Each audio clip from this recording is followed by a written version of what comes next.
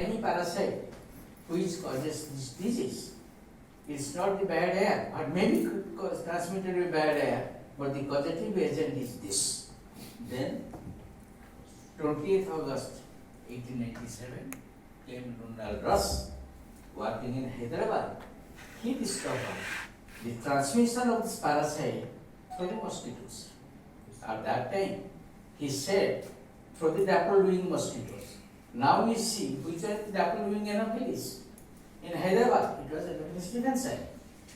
Okay, so then we came to know how malaria was caused. We came to know how malaria was transmitted, and then came Grassi. Pointer is there. Now, Grassi, he demonstrated the life cycle from mosquito to man. How the gametocytes developed, reach the sporozoite stage, how sporozoite is released on the human skin, and how sporozoite goes, travels to the liver phase and all these stages. He discovered that one.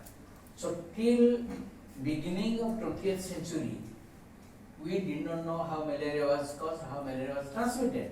We came to know by 20th century how malaria was transmitted. The malaria is caused by parasite, transmitted by mosquitoes, and the transmission happens in the environment. Then we came to know about malaria.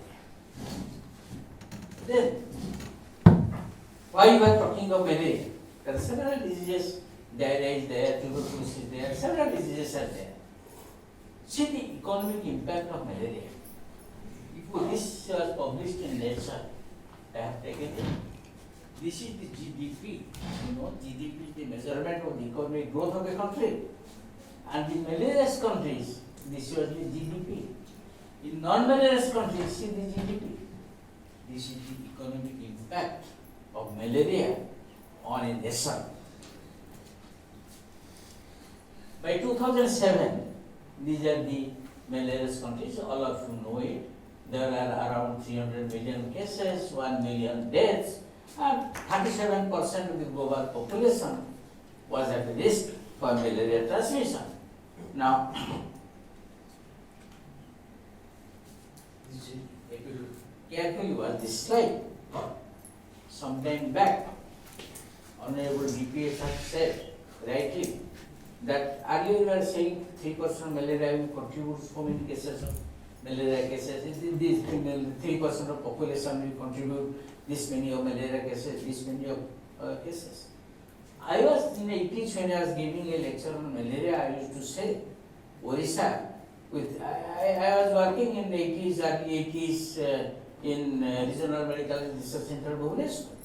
When I was making a presentation on malaria, I used to say, I start a statement like this: with less than 4% of India's population, Orissa contributes to this many cases of, 30% of malaria cases, 38% of falciparum cases, so many high percentage of malaria deaths in the country. Now I cannot say that. If you see the population wise, by 47, when India got independence, our population was around 35 crores. Out of 35 crores of population, malaria incidence was, see how much? 75 million. Okay, that was around 22% of the India's population were affected by malaria. 22% of India's population affected by malaria is not a joke. And then 80 lakh people used to die. 1.06% of the total cases were dying due to malaria. If you calculate the cases and deaths from this population, it is very high. But in 2021, approximately we have around 139 crores, and out of 139 crores, we have only 1,61,000 cases. If you compare with the population, this is nothing. 0.01% population was affected, and total death cases, of course, reported death cases were 0.05% case fatality rate. So these are the maps. See the endemicity before independence, how gradually and today this is like this. So we are definitely getting tremendous success on malaria thanks to development of long-lasting nets, thanks to artificial combination therapy, thanks to so many things for which it has come. And today the malaria situation is restricted to some pockets. This is the trend of decline and of the API. It has come down drastically to 0.012 in 2021. But in spite of that, there are 5 states which contributes large number of malaria cases. Odisha, Chhattisgarh, Assam, Odisha is one. Odisha is one. Also, this is in some pockets. I will come to that later on.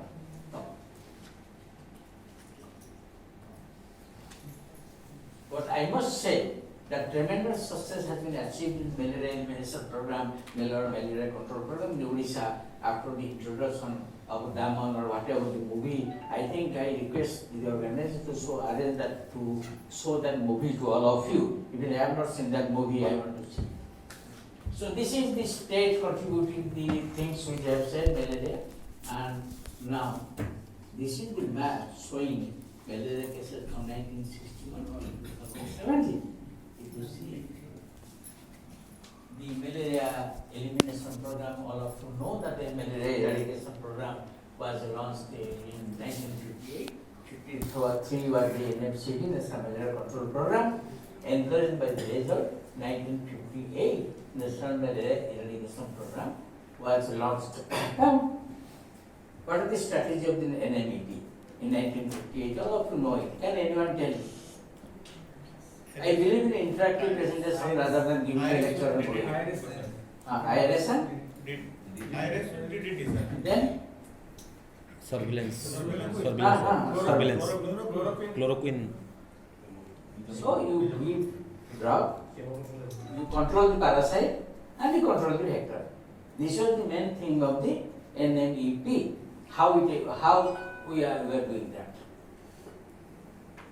In National Malaria Control Program, only DDT was spread. DDT was discovered long back, but the insecticidal property of the DDT was discovered in the Second World War. That is why in National Malaria Control Program, DDT was spread. In National Malaria Eradication Program, DDT, IRS by DDT, then control the parasite also. So how these two ideas came together? If you don't know, let me tell you about this. As I told you in my first slide, Lavaran discovered the malaria parasite. Then Ronald Ross discovered the mosquito transmission. Okay. Do you know who is the first Indian to get the Nobel Prize?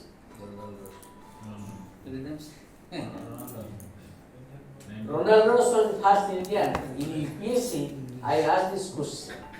Who is the first Indian who got the Nobel Prize? Nobody says. People say C.V. Raman. But Ronald Ross was an Indian by birth. His father was in Indian Medical Service. He was working in Almora district of Uttarakhand, where Ronald Ross was born. So anyway, so these two people have discovered two things. There was a malaria outbreak in 1920s in two Western countries. One was Italy, the other one I have forgotten. Whatever, A and B, something. So country A adapted the method of a laveran. Laveran said, control the parasite, you will control malaria. Ronald Ross said, you protect yourself against the mosquitoes, you will win over malaria. And at that time, in early part of 20th century, Ronald Ross recommended use of nets, not LLM, use of nets to prevent malaria. So country A adapted controlling the parasite. Okay? They control the parasite by giving the drugs. Country B followed idea for us. Prevent mosquitoes. Do spraying or whatever, prevent mosquitoes, vectors. In both the countries, they control malaria. Okay? But the country where they follow Ross method of preventing mosquito bites, their deaths were much less. So therefore, in the NMEP, then people, you had very big people with malaria in those days. They combined both the methods. Let us control the parasite and also control the vector. In NMEP, that strategy was used. So this was in 1958, and then malaria cases came down drastically. Death almost became zero. But in six small pockets of India, malaria persisted. One of the pockets was Odisha Bihar border complex. Like that in Gujarat there are 2 pockets, Andhra there is 1 pocket like that. So when malaria came down drastically and death became zero, government became complacent and the NMEP they relaxed it. But malaria came back in 1970s. Reaching its peak in 1976. In 1977, government started MPO, Modified Plan of Operation. I am very proudly say being an ODIA, and ODIA was the director of the National Malaria Eradication Program at that time, Dr. Sadananda Patnaik. He started Modified Plan of Operation. Okay? Modified Plan of what is Modified Plan of Operation? I don't know it is there. Modified Plan of Operation. 1977. Huh?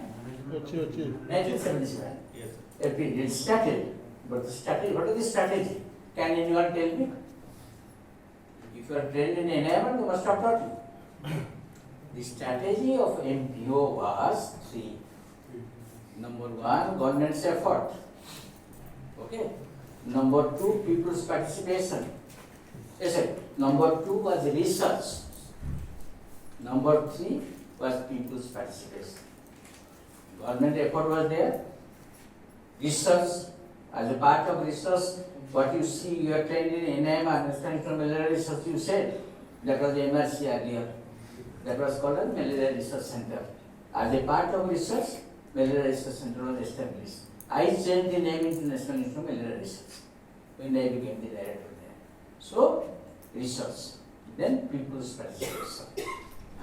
Success was there. Out of so many 6 million cases in the 76, today you see only 1,61,000 cases. Of course,